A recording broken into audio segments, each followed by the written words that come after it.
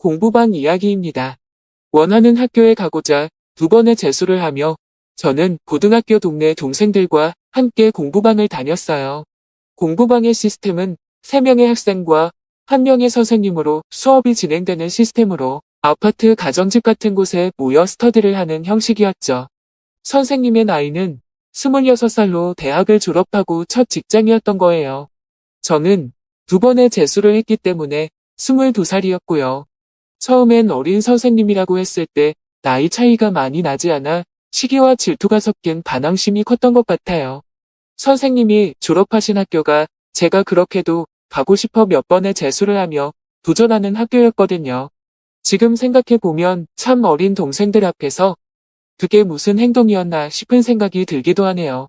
선생님은 제가 반항심 가득한 말투와 수업 태도를 보여도 일관된 말투로 수업을 진행하셨어요.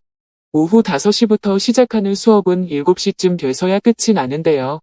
수업 시간에 잘 따라오지 못한 학생은 조금나마 선생님과 1대1 보충 수업을 하게 되죠. 가끔은 집에 들어가기 싫어 일부러 보충 수업을 하기도 했어요. 집에 들어가면 참수를 준비하는 아들에게 쏟아지는 잔소리들로 머리가 아팠거든요. 부모님 입장에서는 얼마나 답답하고 꼴보기가 싫으셨을까요? 부모님 나이가 되어가다 보니 그때 잔소리를 하신 이유를 알 수 있을 것 같아요. 공부방 선생님은 제가 원하는 학교에 갈 수 있도록 최선을 다해 도와주신다고 저에게 믿고 따라와 달라고 말하셨어요. 부모님께 그동안 실망만 안겨드렸으니 이제 재수는 그만해야 되겠다는 생각을 하고 선생님을 믿고 따랐죠.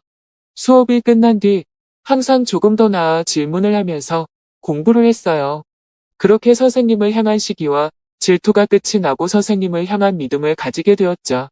제 시선에 선생님은 얼굴도 이쁘고 몸매도 뛰어난데 거기에 공부까지 잘하는 완벽한 여자로 보였어요. 하지만 준비하는 것이 있는 만큼 선생님을 그 이상으로 볼 수가 없었죠. 항상 마음에 생각하고 있는 것은 원하는 대학에 붙고 나면 선생님께 꼭 다시 한번은 해보자라는 마음을 가지고 공부하였죠. 수능을 앞둔 친구들에게 요즘은 응원하는 말조차 하지 말라는 말 있는 거 아시나요? 응원과 격려가 더욱 큰 부담감으로 다가와 그냥 화이팅이란 3글자가 최고의 말이라고 하는데요.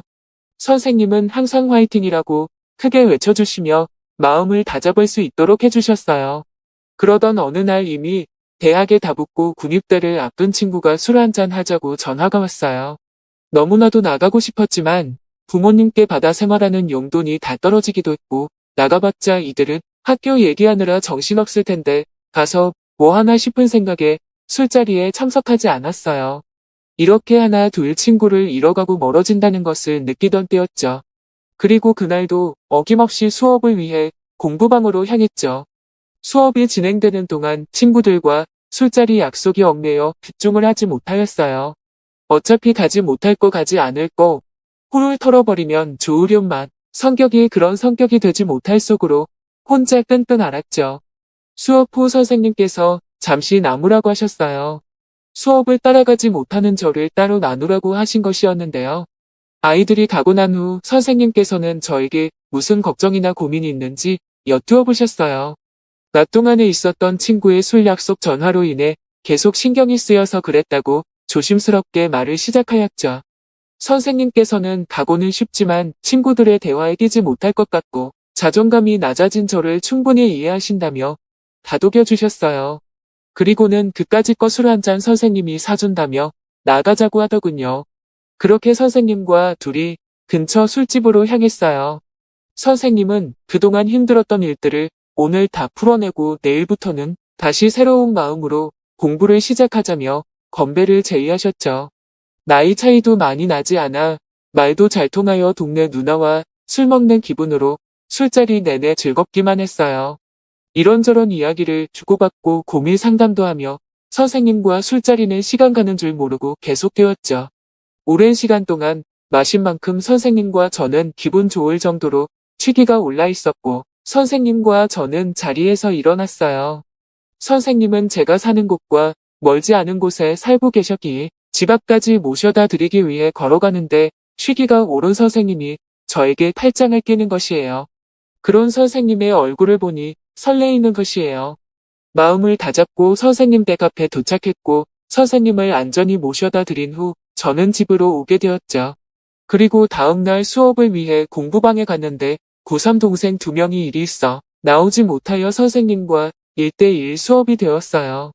수업을 하면서 선생님이 어제 데려다 줘서 고맙다고 하시며 어제 이야기를 살짝 꺼냈죠. 그날은 수업 이야기 반 어제 이야기 반이었던 수업이었어요. 어제 이야기를 하니 선생님이 내 팔을 끌어가 팔짱을 끼는 바람에 내 팔이 선생님 몸에 닿았던 것이 생각나 자꾸 아래 녀석이 꿈틀대는 거 아니겠어요. 당장이라도 뚫고 나올 기세에 이 녀석이 부끄러워 옆에 놓여있던 가방을 다리에 올려놓고 있었더니 무언가를 알고 계시다는 표정으로 왜 그러냐고 물어보시는 거예요. 아니라고 웃으며 수업을 이어가려던 찰나 선생님께서 오늘은 둘만 있는데 어떠냐며 가방을 치워버리시는 거예요. 당장이라도 심장이 밖으로 튀어나올 것처럼 미친 듯이 뛰어들고 거부하고 싶지 않은 선생님의 손길이 시작되었어요. 선생님의 손길이 내게로 다가올 때쯤 선생님의 입은 이미 나에게로 다가와 진한 입맞춤을 하고 있었고 그렇게 선생님과 공부방 안에서 뜨거운 시간을 보내게 되었죠. 아무도 없는 공부방 안에는 선생님과 나의 열정으로 가득 찼고 둘의 흥분은 걷잡을 수 없을 만큼 커져 서로를 더 뜨겁게 만들었어요. 선생님은 처음 내가 공부방을 왔을 때부터 상주를 시작하는 성인이라는 것을 알았기에 배하기가 불편했지만 그래도 선생님과 제자의 사이이기 때문에 중립을 지키느라 힘드셨다고 하셨어요. 그런데 수업을 하며 사소한 것에 느껴지는 매너의 설렘을 느끼셨고 저를 남자로 느끼셨다고 하시더라고요. 고민이 있어 고였던 그날 기회다 싶어 고민을 물어보고 일부러 술자리를 만들게 되셨다고 하시네요. 선생님 마음속 얘기를 듣다 보니 더 흥분해 선생님을 놓아주기가 싫어 계속해서 안고 입맞춤을 하고 있었어요.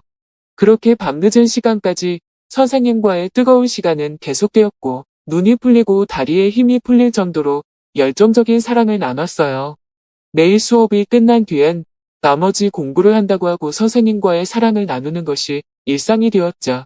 모든 욕구가 채워지니 공부의 흥미도 올라가 더 공부에 집중할 수 있었어요. 드디어 수능이 다가왔고 제가 원하던 대학을 가고도 남을 성적이 나왔어요.